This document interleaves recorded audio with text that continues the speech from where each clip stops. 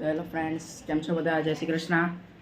તો કેટલા દિવસ તમે બ્લોગ નહોતો બનાવ્યો તો પાછું બનાવવાનું ચાલુ કરી દીધું. અત્યારે મમ્મી પૂછે હું બનાવે છે. મમ્મી શું બનાવે છો અત્યારે?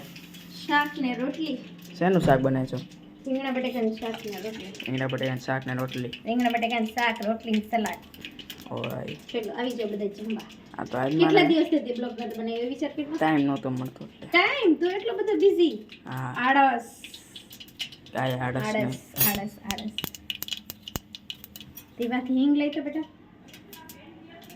હિંગ આલે ઈ હિંગ નથી, એ છે. નહીં ઉપર છે બેટા.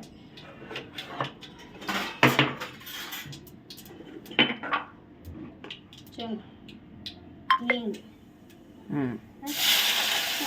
સંકારા શાક રેડી. બીજું શું હોય? તો હવે મારે રાતે છે ને આ ખાઈ લઉં, પછી રાતે મારે કંઈક બીજું નવીન જોઈએ. શું બનાવી દેવાનું હતું નવીનમાં? નવીનમાં ઝેર કોસલા, ઝેર કોસલા ને સાચો કે ને હવે ઊભા મોભિયાનું શાક ને રોટલી બનાવી દઈશ. એ કેવું હોય હું ટેસ્ટી હોય. કે ને? ઈ ગાઈસ લોકોને પૂછી જોજો પબ્લિક ને ઊભા મોભિયા કેવા હોય. ઊભા મોભિયાનું શાક ને રોટલી.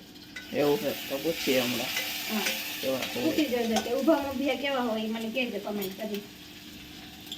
બાય. તો હવે મળીએ બીજા વ્લોગમાં.